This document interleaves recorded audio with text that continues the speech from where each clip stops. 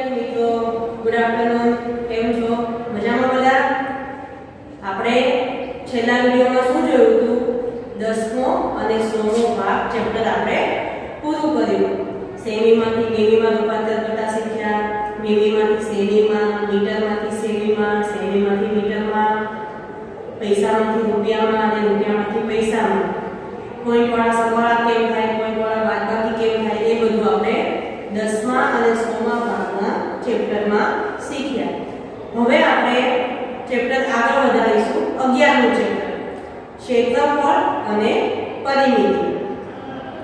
તો એ ચેપ્ટર સમજતા પહેલા, ચેપ્ટરના દાખલા ગણતા પહેલા આપણે ક્ષેત્રફળ કોને કહેવાય અને પરિમિતિ કોને કહેવાય એ સમજવું પડશે.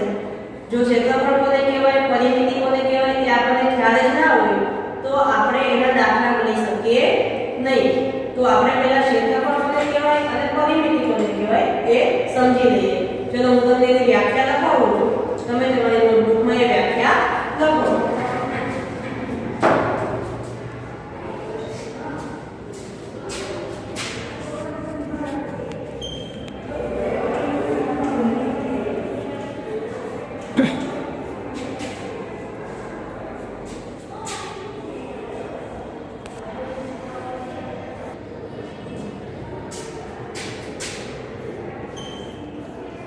બંધ આકૃતિના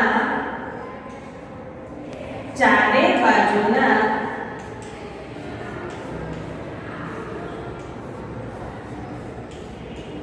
સરવાળાને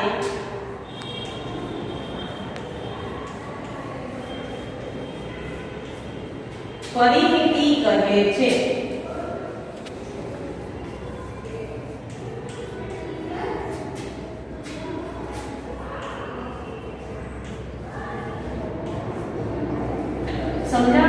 કોઈ પણ બંધ આકૃતિના ચારે બાજુના સરવાળાને પરિમિતિ કહે છે. હવે આપણે જોઈએ ક્ષેત્રફળ.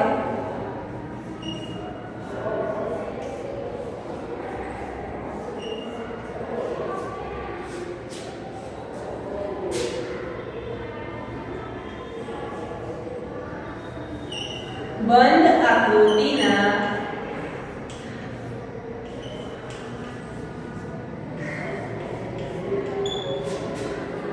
ચારે બાજુના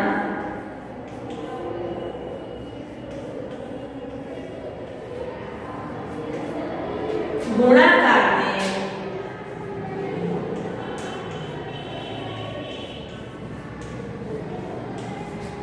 ક્ષેત્રફળ કહે છે.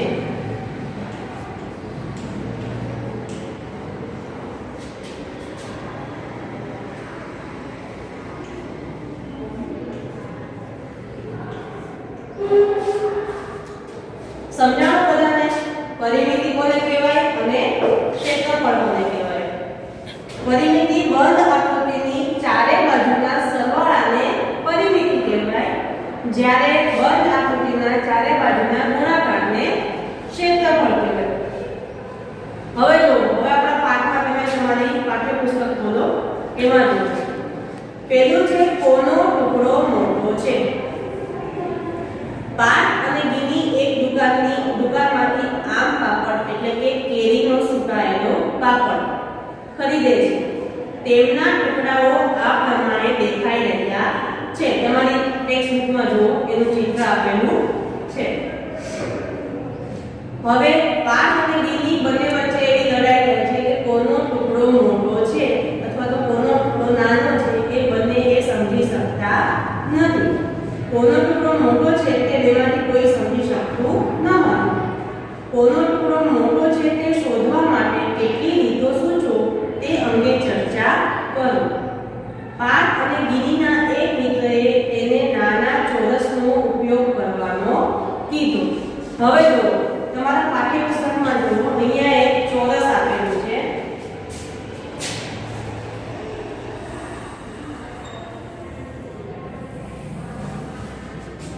આપેલું છે ને? હવે એમાં એકનું માપ લખેલું છે 6 સેમી અને પહોળાઈનું માપ લખેલું છે 5 સેમી.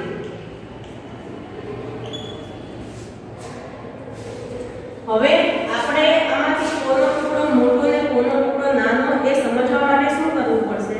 તો પાક અને ગિનીના એક મિત્રએ તેને એક નાના ચોરસનો ઉપયોગ કરવાનું સૂચવ્યું.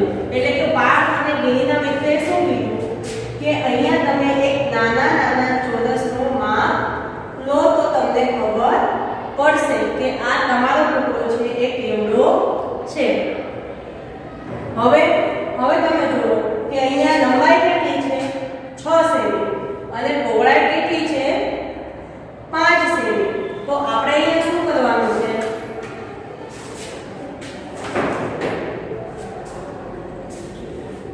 છ ગુણ્યા 5. આપણે અહીંયા આ બાજુમાં જે પહોળાઈ છે એમાં નાના 5 ચોરસ મૂકવાના છે. 1 2 3 4 અને 5. 1 2 3 4 અને 5 તમારે સમજવા માટે.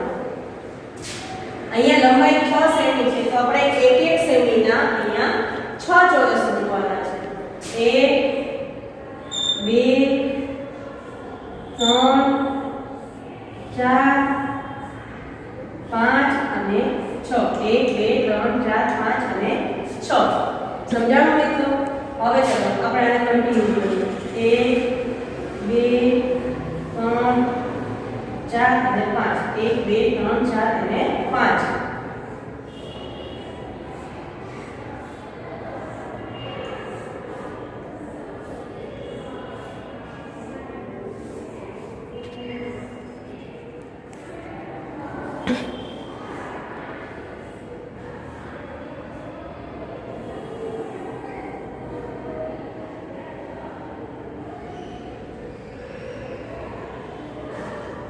તો જો આપણે એની લંબાઈ 6 સેમી છે એટલે 1 સેમીના 6 ચોરસ ટુકડા લીધા. પહોળાઈ 5 સેમી છે એટલે 1 સેમીના 5 ચોરસ ટુકડા લીધા. હવે ગણો 1 2 3 4 5 6. 6 પંચાને કેટલા થાય? 6 પંચા કેટલા થાય? 30. બરોબર. 6 પંચા 30. આ બોક્સમાં કેટલા? 1 સેમીના કેટલા સમાણા? 30. તો આપણે આ ટુકડાની ક્ષેત્રફળ જોવું હોય તો કેટલું થાય? 30. કેટલું થાય? 30. 1 સેમીના 30 ટુકડામાં સમાણા. તો આ ટુકડો જે છે ટુકડો 1 એનું ક્ષેત્રફળ આપણે કેટલું કહી શકીએ? 30 સેમી. કેટલું કહી શકીએ? 30 સેમી. સમજાય કે મિત્રો? હવે જુઓ મેં બીજો ટુકડો આપેલો છે. ટુકડો A આપણે જોયું. હવે ટુકડો B.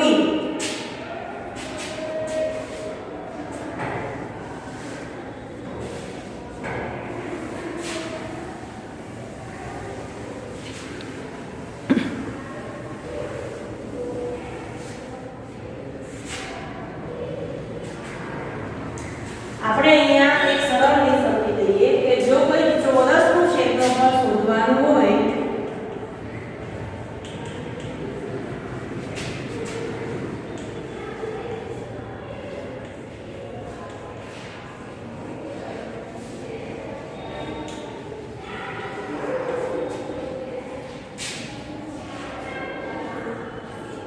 લંબાઈ ગુણ્યા લંબાઈ L ગુણ્યા L. શું કામ? કેમ કે ચોરસની ચારે બાજુઓ હંમેશા સરખા માપની હોય છે. હવે આપણે લંબચોરસનું જોઈએ.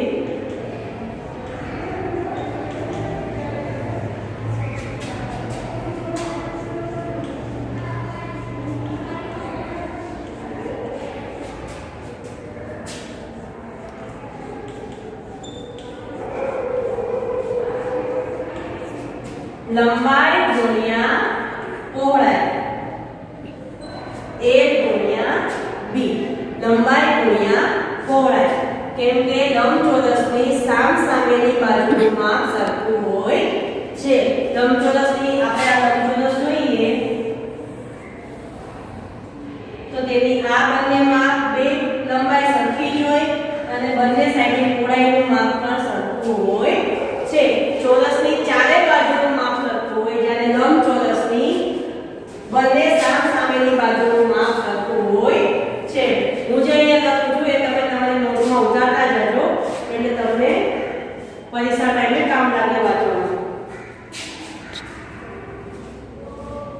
જો ગુણ્યા લંબાઈ એટલે અહીંયા આપણે તમને સમજવા માટે લખી દઉં લંબાઈ ગુણ્યા લંબાઈ જ્યારે અહીંયા છે લંબાઈ ગુણ્યા પહોળાઈ સમજાય છે આપણે એક ચોરસનું ક્ષેત્રફળ જોયું હવે આપણે લંબચોરસનું ક્ષેત્રફળ કઈ રીતના ગોતીએ કઈ રીતના ગોતાય કઈ રીતના શોધાય એ એકવાર જોઈ લઈએ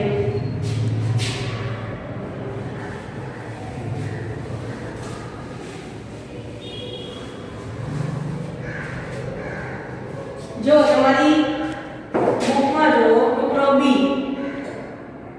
ટુકડો બી નું લંબાઈનું માપ છે 11 સેમી અને પહોળાઈ છે 3 સેમી ટુકડા A ની લંબાઈ 6 સેમી છે આથી બાજુનું માપ 1 સેમી હોય તેવા 6 ચોરસ તેની લંબાઈ પર ગોઠવી શકાય જેમ આપણે ચોરસમાં ગોઠવેલા હતા તેમ અને ટુકડા A ની પહોળાઈ 5 સેમી છે આથી બાજુનું માપ 1 સેમી હોય તેવા 5 ચોરસ તેની પહોળાઈ પર ગોઠવી શકાય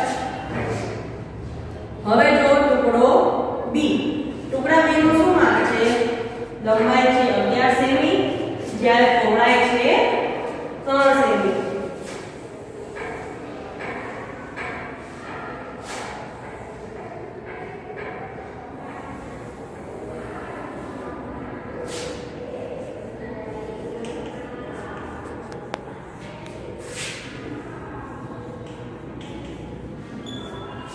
ટુકડો B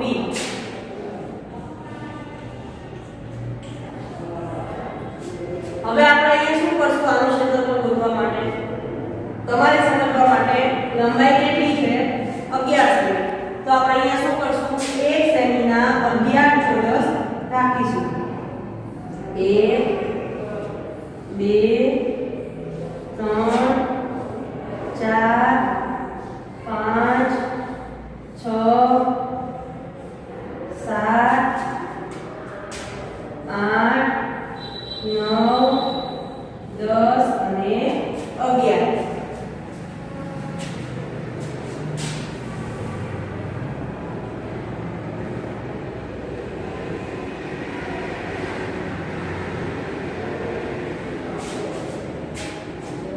હવે આપણે અહીંયા આપણું માપ કેટલું છે પહોળાઈનું 3 સેમી તો અહીંયા આપણે શું કરીશું 3 સેમીના 1 સેમીના 3 ટુકડા રાખીશું સમજાય છે અહીંયા આપણે સેમ ચોરસમાં કર્યું તો એવું જ કરશું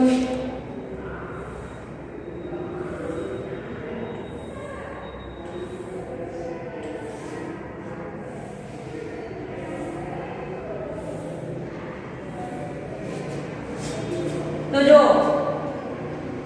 અહીંયા આપણે 11 સેમી લંબાઈ છે એટલે 1 સેમીના 11 ટુકડા લીધા અહીંયા આપણે 3 સેમી છે એટલે 1 સેમીના 3 ટુકડા લીધા હવે આ શું છે આ કઈ આકૃતિ છે લંબચોરસ છે તો લંબચોરસનું ક્ષેત્રફળ શોધવા માટેનું આપણું સૂત્ર કયું છે લંબાઈ ગુણ્યા પહોળાઈ છે ને તો હવે આપણી લંબાઈ કેટલી છે 11 સેમી ગુણ્યા આપણી પહોળાઈ કેટલી છે 3 સેમી તો આપણે શું કરવું પડશે